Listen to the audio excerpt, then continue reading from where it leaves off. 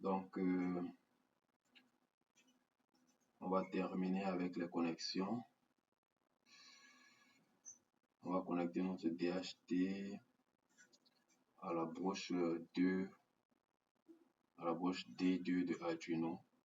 Donc, on va utiliser toujours terminal, ensuite défaut. On va connecter. On va retourner notre composant comme ceci. On va retourner comme ceci. On va le connecter là. Il faut toujours se rassurer qu'il y a une connexion. Donc, on va appeler ici D2. D2. Et on va venir placer aussi là le même composant. Et établir la connexion. Et l'appeler également D2 pour créer la communication. Ensuite, on va prendre ground,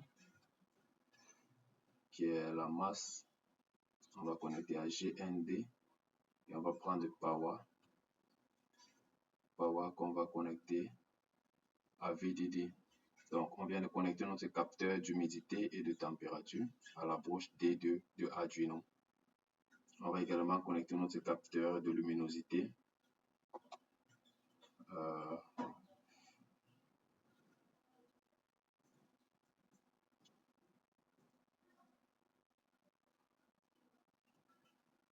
avec une résistance. Donc, on va placer une résistance.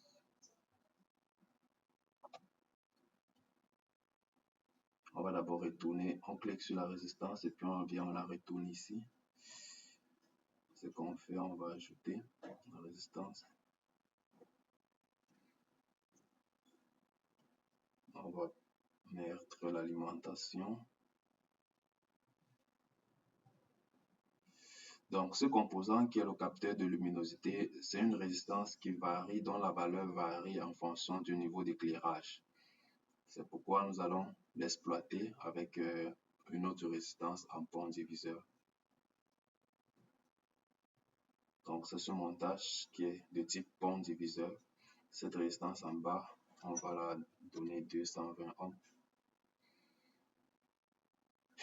Et puis, on va prendre la valeur de mesure de la tension au niveau de cette résistance et connecter à la broche A0 de notre carte Arduino. Et on va enregistrer notre schéma. Qu'est-ce qu'il manque? On va ajouter un voyant, une lampe. Je pense que c'est un composant. C'est un composant ajouté. On va venir cliquer ici sur Component Mode. Ensuite P. On va écrire ici lampe. C'est une lampe de signalisation. C'est juste une lampe de signalisation comme ça.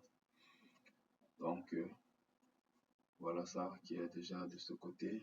Et puis, on va alimenter notre lampe à travers le relais. Rassurez-vous toujours des connexions. Donc, c'est une lampe de 12 volts. Donc, on va venir ici dans Terminal Mode. On va prendre l'alimentation de 12 volts. On va mettre cela sur le relais.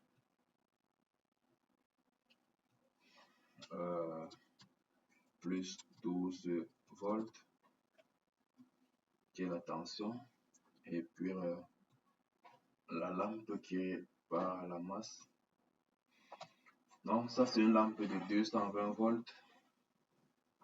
Donc, pour la lampe, on doit prendre un composant qui est le T-bloc, qui est le T-bloc 2. Donc, on va prendre un T-bloc. Voilà ça, c'est parce que c'est 220 volts qui sera connecté au T-bloc. Et puis, on connecte la lampe là. Et ensuite là. Donc, notre microcontrôleur Arduino va commander aussi cette lampe à partir du relais partir de cet interrupteur.